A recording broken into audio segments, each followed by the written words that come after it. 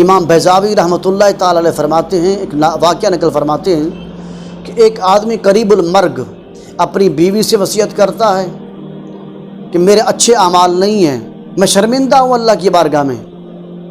لہٰذا تیرے پیٹ کے اندر جو لڑکا ہو یا لڑکی ہو، انتقال کے بعد اسے قرآن کی تعلیم دینا۔ امید ہے کہ اللہ تعالیٰ مجھے اس میرے بچے کی قرآن مجید پڑھنے کی وجہ سے اللہ تعالیٰ مجھے معافی عطا فرما دے۔ انتقال ہو جاتا ہے بندے کا، قبر کے اندر اس کو عذاب ہو رہا ہوتا ہے، تو چنانچہ امام بیضاوی رحمۃ اللہ تعالیٰ فرماتے ہیں کہ اس کے بیوہ کے ہاں اللہ تعالیٰ لڑکا عطا فرماتا ہے۔ جب لڑکا بڑا ہوتا ہے، بولنے لگتا ہے، تو اس کی بیوہ مسجد لے آتی ہے، قاری صاحب اس کو قرآن کی تعلیم دیں، میرے خاوند کی وصیت تھی۔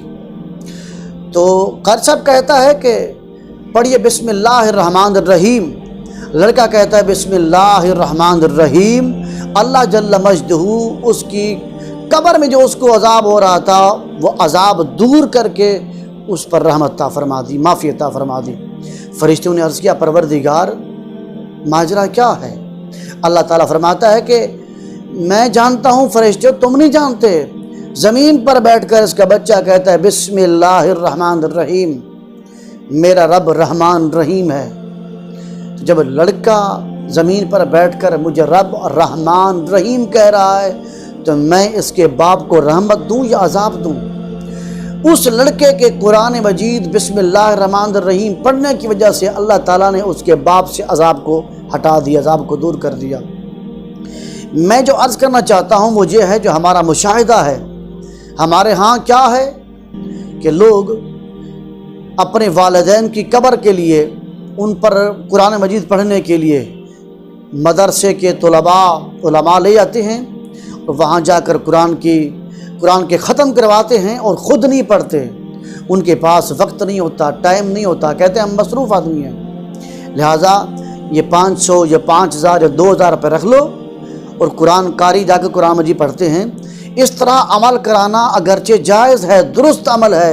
والدین کو ثواب ہوتا ہے، فوت شدہ کو ثواب ہوتا ہے، فائدہ پہنچتا ہے، لیکن یاد رکھیے جس والد نے اپنی اولاد کے لیے پراپرٹی بنا کے دی، جس اولاد کے لیے جس باپ نے زمینیں چھوڑی، گھر بار چھوڑا، کاروبار چھوڑا، وہی لخت جگر، وہی بیٹا وہ جا کر قبر پر جا کر جب قرآن مجید پڑھتا ہے، وہ ایک رکوع قرآن کا پڑھے گا اور دوسرا بندہ قرآن کا قاری ایک سپارہ پڑھے گا، اس کا بھی ثواب ہوگا۔ لیکن جو اپنا لخت جگر، اپنا بیٹا، اپنا جگر کا ٹکڑا جا کر ایک رکوع قرآن کا پڑھتا ہے، اس کا ثواب اور اس کی جو راحت اور اس کی طرف سے جو سکون میت کو ہوتی ہے وہ دوسرے کی طرف سے نہیں ہوتی۔ آج یہ ہم اپنی آنکھوں سے مشاہدہ کر رہے ہیں، اولاد سال کے بعد جا کر قبر پر، ماں باپ کی قبر پر جا کر بڑی مشکل سے قرآن پڑھتے ہیں، ان کے پاس وقت ہی نہیں ہوتا۔ کوئی دفتر میں لگا ہوا ہے ملازم،